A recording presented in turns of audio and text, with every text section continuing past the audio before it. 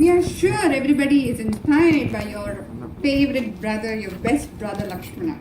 And because you gave a very different perspective on Lakshmana, of how he remains totally calm and in control of his emotions, even when he faces the anger of Sita and probably disappointment from Sri Rama.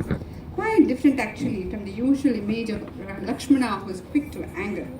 We are sure everybody is inspired by Lakshmana. We now move on to another interesting paper about another brother. On the opposite camp, of course. Yes, we are talking about none other than Ravana's brother, Kumbhakarna. And to present this paper, we have young Siddharth, all of 9 years old, talking about Kumbhakarna's loyalty to Ravana. Siddharth is also one of our first Shloka class students. When we learned the Sankshepa Ramayanam, every time we chanted Snehat Vinaya Sampannaha, what we used to do, remember? Siddharth unfailingly glanced back with lots of smiles to look at his sister Sneha. So perhaps there is no surprise that Siddharth, full of Saubhratrikam, chose to study about brotherhood. Please put your hands together and welcome Siddharth, our youngest presenter today. Om Gananam Tva Ganapati Gumavamahe Kavim Kavinam Upamashravastamam Jeshtarajam Brahmanam Brahmanaspatana Srinvannoti Bisida Sadhanam Prano Devi Saraswati Vaje Vajinivati Dinama Prayavatu Ganeshaya Namaha Saraswatyai Namaha Shri Gurubhyo Namaha Hari Om. My humble pronouns to the lotus feet of Sri Rama Parivar. My namaskarams to Sri Ranganji. I want to thank Prabhakar Mama who introduced me to the great epic Ramayana and also for giving me the wonderful opportunity to submit this paper on Kumbhakarna. I also want to thank all the teachers and my family members who helped me in this journey. The Ramayana is one of the two great epics of Hinduism. The name Ramayana is a compound of Rama and Ayana, translating to Rama's journey. The Ramayana is not just a story. It depicts various ideal characters like the ideal father, the ideal king, the ideal brother, the ideal wife, and the ideal servant. The characters Rama, Sita, Lakshmana, Bharata, Hanuman, and Ravana, Vibhishana, Kumbhakarna are all fundamental to the cultural consciousness of India, Nepal, and many Southeast Asian countries such as Thailand and Indonesia. Why Kumbhakarna?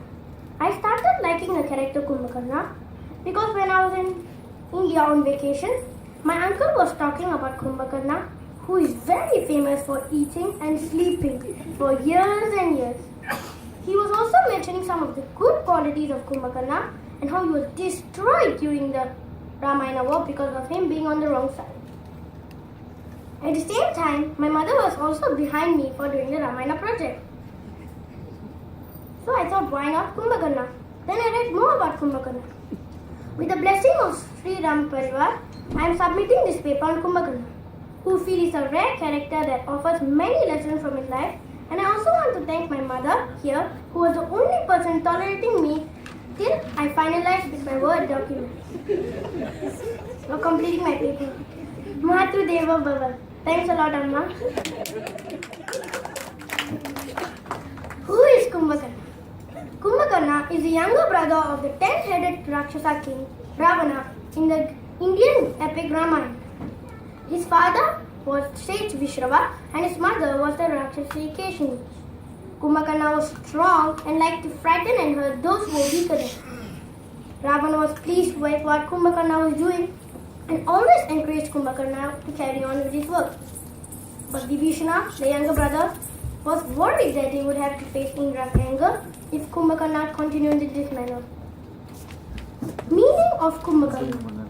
In Sanskrit, the word Kumbha means spot and the word Karna means ear. So Kumbhakarna means one with ears as big as spots or the one with pot-shaped ears. Boon or curse. Kumbhakarna was considered so fierce, intelligent and brave that even Indra was jealous of him. Along with his brothers Ravana and Vibhishana, Kumbhakarna performed a major yajna and penance to pray to Lord Brahma.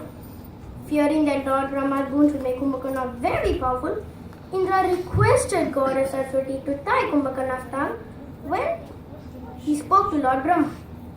Pleased with Kumbhakarna's penance, when Lord Brahma appeared before him and granted him a boon, his tongue was tied by Goddess Saraswati, acting on Indra's request.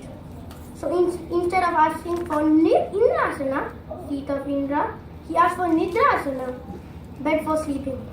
It's also said he intended to ask for Nirdevatvam, annihilation of the Devas, and instead asked for Nidravatvam, sleep. His request was granted.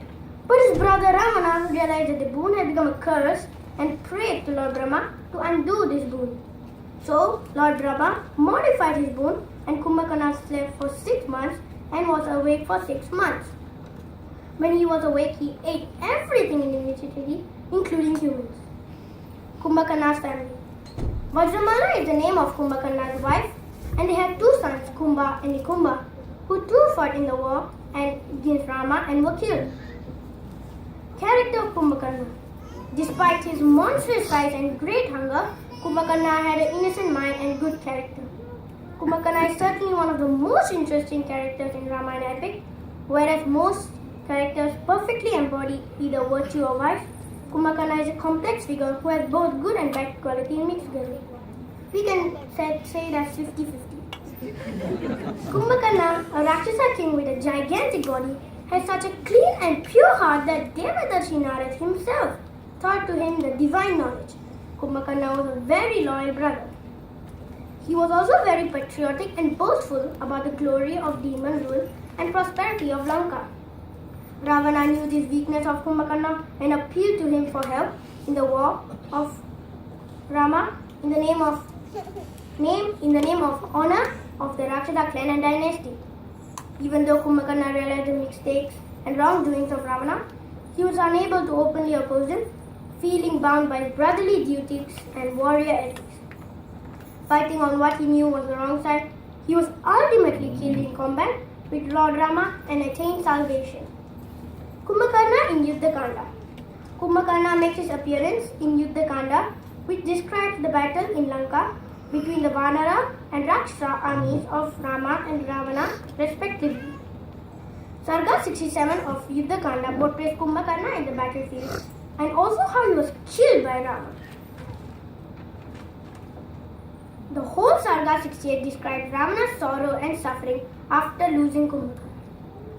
The touching scene which brought tears into my eyes. When Kumbhakarna was woken up from deep slumber upon Ravana's order and came to know about the events, he felt sorry and said to Ravana, "Oh brother, you have abducted none other than Mother Jagadamba herself. This act of yours could be disastrous for the entire demon clan. Now, why have you disturbed my sleep? It would still be better for you to give up your ego and take refuge at the feet of Sri Rama. He is the ocean of kindness." In one of the verses, appearing in the Lanka Kanda of Tulsi Ramayana, Kumbhakarna tells Ravana that Ravana is already in the grip of death and that he would not listen to their good advice. Vibhishana has done the right thing and proved to be the gem of the Rakshasa clan by adoring Sri Rama. Kumbhakarna has no intention to disregard his brother. Thus, despite having a fierce feeling of devotion in his heart, that gigantic Rakshasa with a mammoth body arrived at the battlefield just to respect his brother Ravana. He had arrived with the purpose of having a glimpse of the Lord that would clear all his sins. So, Lord Rama decided to counter Kumbhakarna himself with his bow and arrow. In the battle, Kumbhakarna utilized all his strength to bear the arrows of the Lord. Thus, showered by the Lord with arrows, Kumbhakarna gave up his body and was annihilated by the Lord. It is true that Kumbhakarna was a Rakshasa. He ate Rakshas's food, had Rakshas's vices, used to be in slumber for days, and at the end had come to fight on the side of Rakshasas. But Lord Rama knew his feelings, his pure and pierced heart, and that he believed Lord Rama as the supreme God. He had arrived at the battle with the purpose of getting salvation from the arrows of Lord Rama, and there was not any surprise when he attained salvation.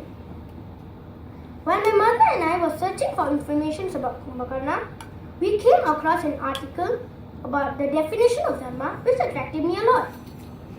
From a worldly point of view, there's much to appreciate from Kumbhakarna, but not from a spiritual point of view. What I like about the Ramayana is that it has 4 distinct types of brotherhood and the characterization of Lakshmana, Bharata, Kumbhakarna and Vibhishana. Each one is praiseworthy of different points. Kumbhakarna makes a choice in favor of his brother Ravana, even though he knows that Ravana is ethically wrong. Here I want to refer some different types of dharma that we came across while referring to the various sources. What Kumbhakarna did was the appropriate Samanya dharma. What Vibhishana did was the right Pradhanya dharma. Obeying a father can be a good Samanya dharma, but Prahlada is admired for his disobedience because he followed Pradhanya dharma. Kumbhakarna was following very good Samanya dharma by obeying his brother and keeping up his filial duties. So, dharma is not a mere word. Context and relevant codes of conduct must also be considered while deciding the appropriateness of dharma. So, for me, Kumbhakarna is a great soul who followed his own dharma and sacrificed his life for his brother. To me, Kumbhakarna is a hero who practiced his dharma and lived and showed gratitude to his elder brother. Jai Sitaram. Wow. Thank you, Siddharth. Today I learned the difference between Samanya Dharma and Pradhanya Dharma. At least I learned that. Thank you. For that fresh perspective on Kumbhakarna. 50-50, that's another thing I learned. Character. Indeed. Very interesting episode too from Kritibhasi Ramayana and Ramcharitmanas. Now we move on from the youngest presenter to the youngest character in today's presentation.